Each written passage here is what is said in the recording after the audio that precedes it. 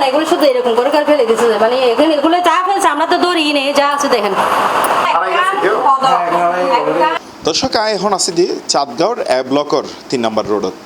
এই 3 নম্বর রোডত শেখ বিলাত মধ্যে একান চুরির ঘটনা ঘটছে। এই ঘটনা ঘটতে ইতারা যখন তারাবির নামাজ পড়তে গিয়ে এই সময়ত বাসা হালি আছিল, পুরুষ হল তারাবির নামাজ পড়তে গিয়ে আর মাইফা যারা আছিল তারা ঘরের বাইরে আছিল। এই 1 ঘন্টা সময়ের মধ্যে চোরাইয়েরা তারার ঘরতন স্বর্ণ চাঁদি যা আছে তা বেগিন লগিয়ে এই জায়গাত চুরি আইলাম কি ঘটনা হইয়ে তা উনি বললাই। অনর ওই মার্কেট গিয়ে ইফতারের পরে 8টা বাজানোর পরে আমরা তো মার্কেটত গিয়ে গুই, এরপরে অনর যাইয়ারে পৌঁছিয়ারে 9:30 বাজে মানে ইনফরমেশন ফাইট দিয়ে আর মানে তারা ভাঙ্গি ফেলে এই ব্যাপার। আর অনর ভাইয়ে নামাজ পড়তে গিয়ে নামাজ সরি আইয়ারে 10:30 বাজে দেখা দেয় ব্যাগিন লন্ডবন্ড রে। এখন আর পর অনুরোধ করে তো আর এই জিনিস কিন কীভাবে পাই কীভাবে ইয়া করিতে পারি এইভাবে করে আর মেনটেন করি এটা না।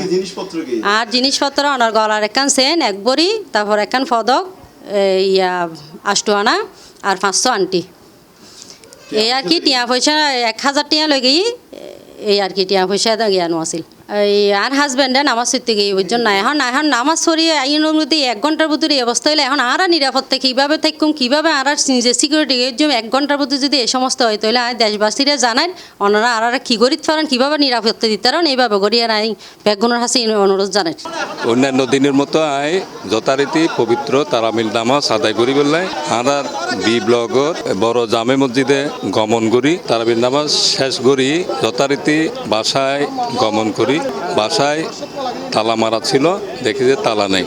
ইতিপূর্বে ইফতারের পরে পারিবারিক আলাপ আলোচনা ক্রমে আমার ওয়াইফ এবং আমার একমাত্র কন্যা সন্তান আমার বোনের বাসা জামাল খান, ওইখানে বিশেষ যোগাযোগের কারণে ওইখানে গমন করেন, বোনকে দেখতে যান এবং ওইখান থেকে হালকা মার্কেটিংয়ে যান।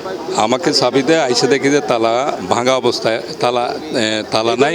8:15 আর জামাত ধরেন বাসাতুন বাইরে নেতা আনুমানিক 8টা প্রায়। যেহেতু আমরা 999-এর তরফ থেকে সানগাঁও থানার দায়িত্বরত অফিসারের সাথে কথা বলছি, ওনারা একটা সিদ্ধান্ত দিলে সেই সিদ্ধান্ত অনুযায়ী আপনি কার্যক্রম গ্রহণ করেন এবং ঘটনার সুষ্ঠু তদন্ত বা যথাযোগ্য পরিস্থিতি মোকাবেলায় মানে তারা যথাসাধ্য সহযোগিতার আশ্বাস প্রদান করেন।